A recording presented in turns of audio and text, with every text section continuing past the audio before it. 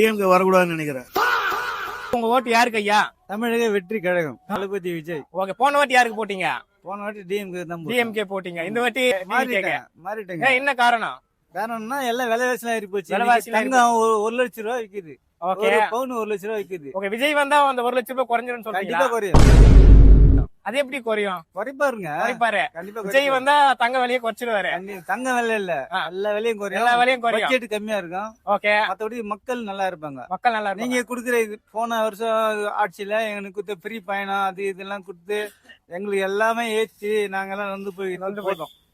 Okay, இதுக்கு மேல எங்களுக்கு வேணாம். டிஎம்கே. இதுக்கு முன்னாடி யாருக்கு போட்டீங்க? ஓட்டர் ஐடியா நான் வாங்கல. ஃபர்ஸ்ட் ஓட்டே டிஎம்கேக்கா? ஆமா, கண்டிப்பா திமுக தான் ஓட்டு போட்டிருக்கேன் இது வரைக்கும். Okay, okay. இந்த வாட்டி யாருக்கு போடுவீங்க? ஒரு விஜய் சார் நிறைய வந்திருக்காரு போகுது. ஓகே, மக்கள் ரொம்ப விருப்பப்படுறாங்க. ஓகே, பண்ணுவாரான்னு தெரியல. ஓகே. அப்படி ஒரு வாய்ப்பு இருந்தா கண்டிப்பா போடலான்னு இருக்கிறேன். இந்த வாட்டி விஜய்க்கு தான் ஓட்டு உங்க ஓட்டு? கண்டிப்பா. ஏடிஎம்கே.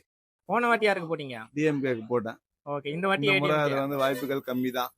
அதனால மாற்றம். அப்படி இருந்தாலும் ஏடிஎம்கே வர வைக்கணும். ஸ்டாலின். இபிஎஸ். டிஎம்கே வரக்கூடாதுன்னு நினைக்கிறேன். ரொம்ப நல்லது செஞ்சுக்கிறேன். நீங்க யாருக்கு ஓட்டு போடுவீங்க? எலெக்ஷன் இருக்குது இல்ல, இருக்குது. டிஎம்கே போட மாட்டேன். ஓகே, டிஎம்கே தவிர்த்து யாரும் நல்லா வந்தா நாடு நல்லா இருக்குமோ அவங்களுக்கு கண்டிப்பா போடுவோம். 2026 சட்டமன்ற தேர்தலில் யாரு வருவாங்கன்னு நினைக்கிறீங்க? என் மனசுக்கு படுறது நான் சொல்றேங்க. இது மந்திரமோ ஜோசியமோ கிடையாது. ஓகே, பாடுபட்டவங்க ஒரு குறிக்கோள்ல லட்சியமா இருக்கிறவங்க கண்டிப்பா வெற்றி கொடுத்துருக்கு நம்ம காலம். யாரை வச்சு சொல்றேன்னா நம்ம புரட்சி தலைவி அம்மா அவர்கள். அவங்க படாத கஷ்டமா பட்டாங்க. அதே மாதிரி சொன்ன நாளுக்குள்ளேயே உட்கார்ந்தாங்க. அதே மாதிரி இவர் முதல்வர் சீட்ல உட்காரலன்னா கூட சரி, கெப்பாசிட்டியை காட்டுவார். ஆப்போசிட் டீமான உட்காருவார் கண்டிப்பாக. யாரு?